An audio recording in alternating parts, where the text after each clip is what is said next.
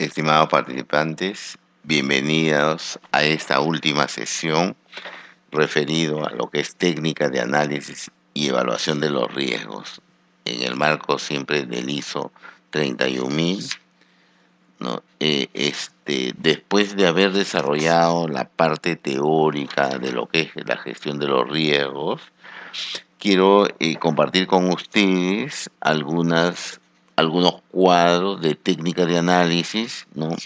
Y también un modelo de análisis de modos y efectos de fallas potenciales, el AMEF, ¿no? Con sus respectivas características, descripción de la metodología, a fin de controlar los fallos, ¿no? Que este ISO 31000, ¿no? Nos permite, de tal manera que podamos, ¿no? De alguna manera tener estas herramientas que nos permitan trabajar los riesgos. Estas técnicas que nos van a permitir abordar los riesgos, ¿no? Oportunamente, ya sea eliminar, reducir, compartir, transferir o asumir el riesgo. Y el costo de oportunidad de cada uno de ellos. Como ya habíamos visto, en la tolerancia del riesgo hay una parte donde nosotros podemos asumir el riesgo, ¿no? No aplicamos nuevos controles, se asume mediante decisiones informadas. Estamos hablando en un marco de gestión de riesgos, ¿no? Luego podemos transferir el riesgo a una organización especializada, por ejemplo el caso del outsourcing, ¿no? Y luego el riesgo, compartir el riesgo, ¿no? Con el cliente o el proveedor de un determinado proceso. Reducir o mitigar el riesgo, ¿no? Es cambiar la probabilidad o las consecuencias.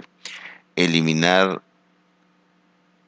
el riesgo es eliminar la fuente que provoca el riesgo. Entonces, estas técnicas de análisis que nos van a permitir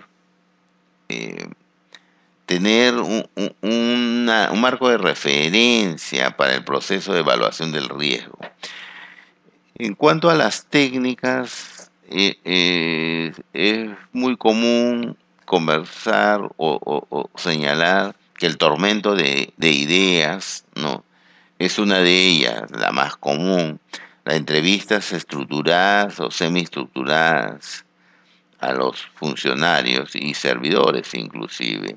El método Delphi, que es la convocatoria a los expertos de una manera anónima, la lista de verificación o checklist, ¿no? Análisis preliminar de riesgos, estudios de peligros y operatividad, análisis de peligros y puntos de control críticos, análisis de riesgos ambientales, estructura, ¿no?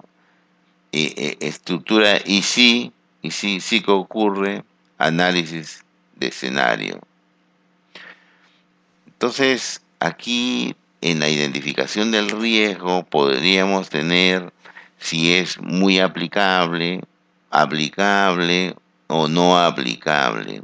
Tanto el análisis del riesgo, la consecuencia, la probabilidad, el nivel de riesgo, evaluación del riesgo, ¿no? Y de tal manera que podamos codificarlo. Asimismo, otras técnicas son el análisis de impacto económico, análisis de causa, análisis de modo de fallos y efectos, análisis de árbol de fallos, análisis del árbol de sucesos, análisis de causa, consecuencia, análisis de causa-efecto, análisis de copa de protección, árboles de decisión, análisis de fiabilidad humana. Entonces, como vemos, presentamos cantidad de técnicas de análisis en lo que es gestión de riesgo. siempre identificando la aplicabilidad o la no aplicabilidad, ¿no? Eh, eh, y el proceso de evaluación del riesgo, en este caso, el análisis de riesgo, consecuencia, probabilidad, nivel de riesgo, la evaluación de riesgo y los anexos o codificaciones correspondientes. Entonces, tenemos otras técnicas que nos permiten no analizar los riesgos.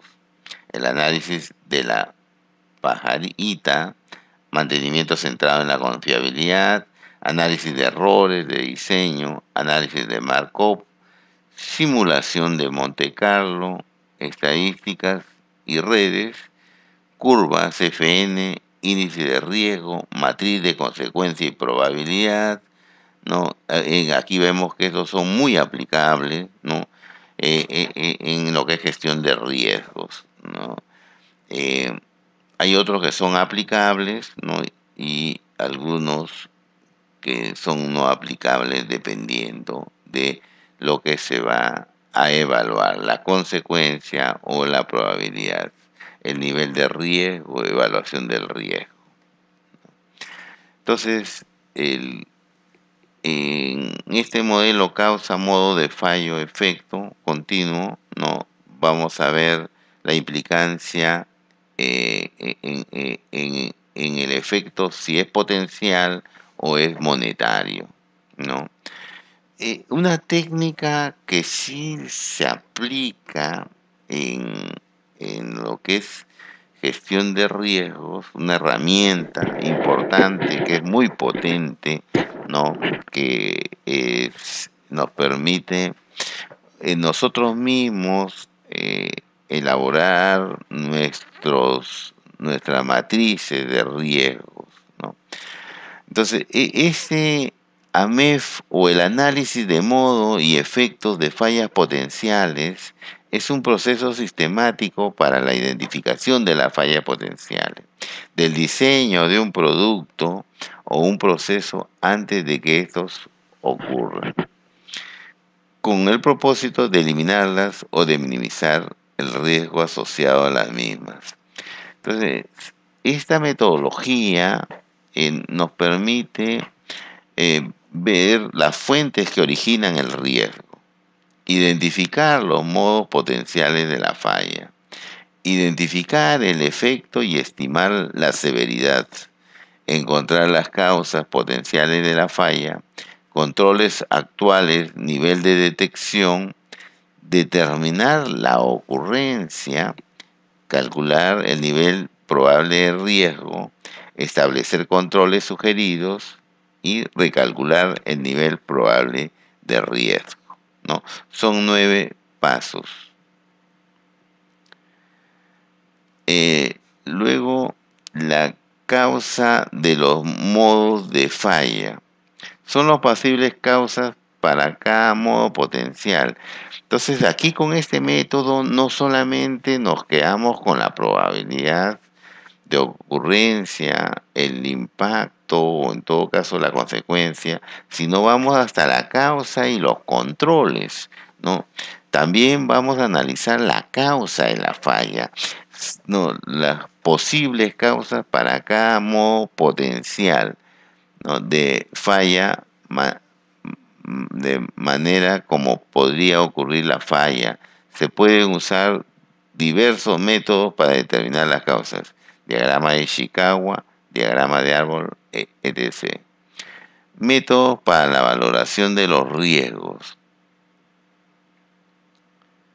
¿no? Aquí también, cuando le vamos a asignar un valor a los riesgos, va a depender de la frecuencia, ¿no? Si tenemos una frecuencia irregularmente, sería esporádica y le asignamos el nivel de ocurrencia 1, ¿no? Si es ocasional, que significa alguna vez en su jornada laboral y con periodo corto de tiempo. 2.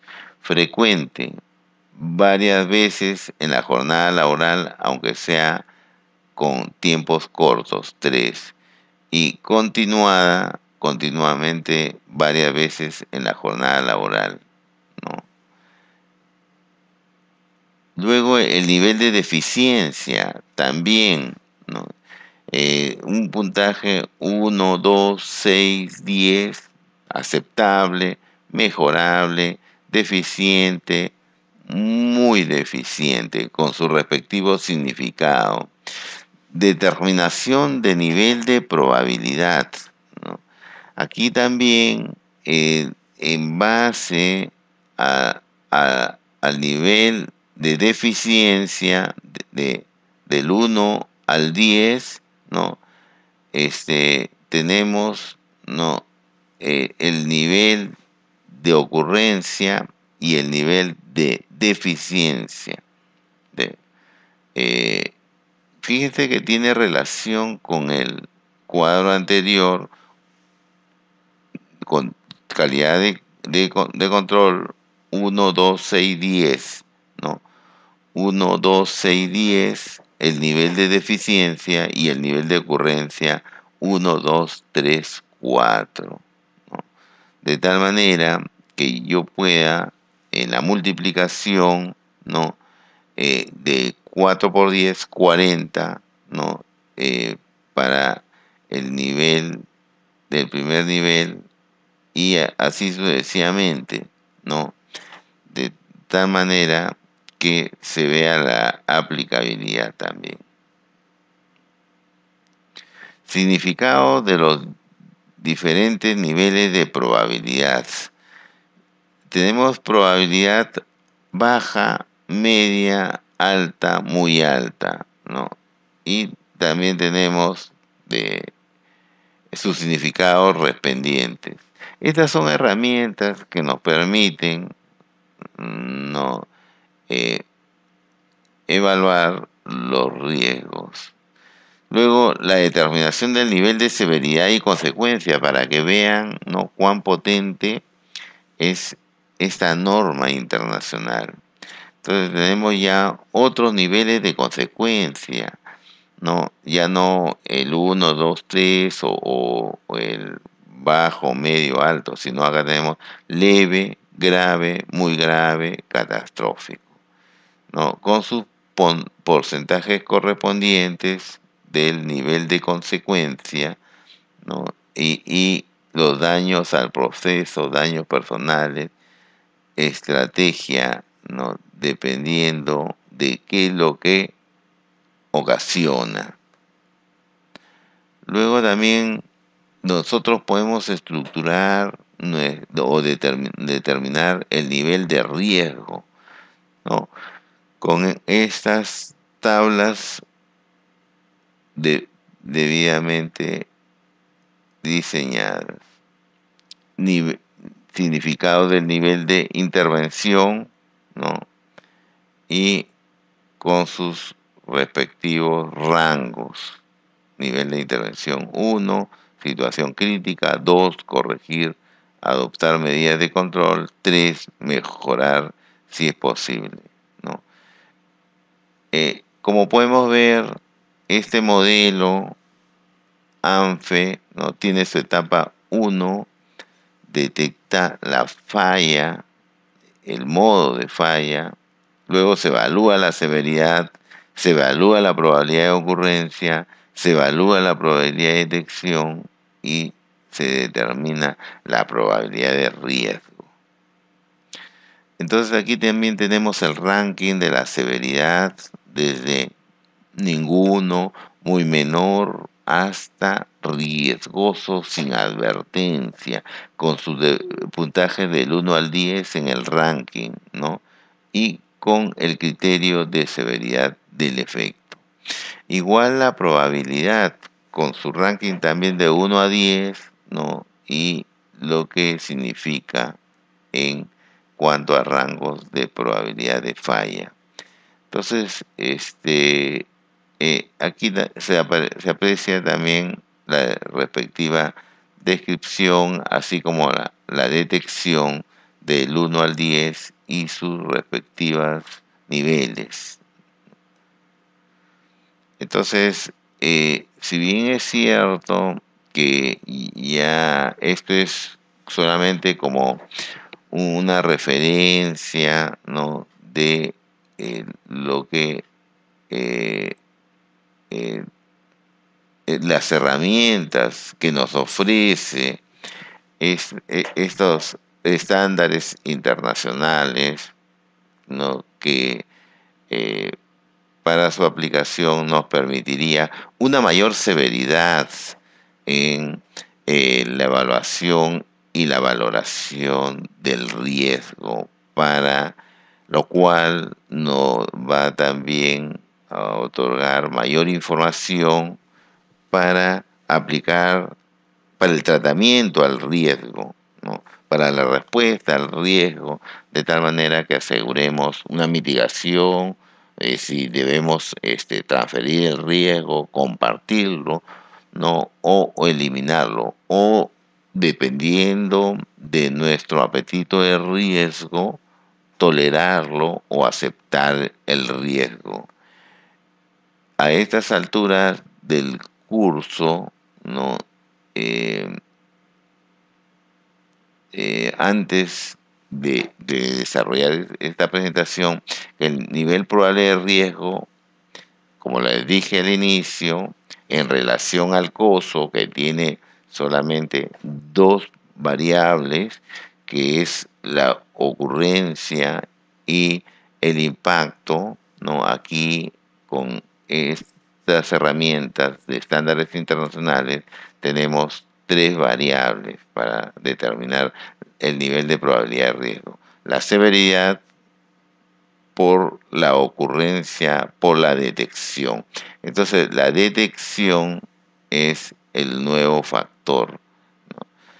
Se debe tomar en medidas prioritariamente aquellos riesgos con mayor puntuación. Casualmente, este conjunto de tablas nos permite identificar aquellos riesgos que tienen mayor puntuación, ¿no? En aquellos riesgos identificados, analizados, nos debemos centrar nuestra prioritaria atención. Entonces, eh, a este nivel del curso no me queda más que agradecerle por su atención en el desarrollo de estas cuatro partes fundamentales, que ha sido el sistema de control interno, gestión por procesos, también la administración de la calidad total y la parte de gestión de riesgo. Muchas gracias, hasta otra oportunidad.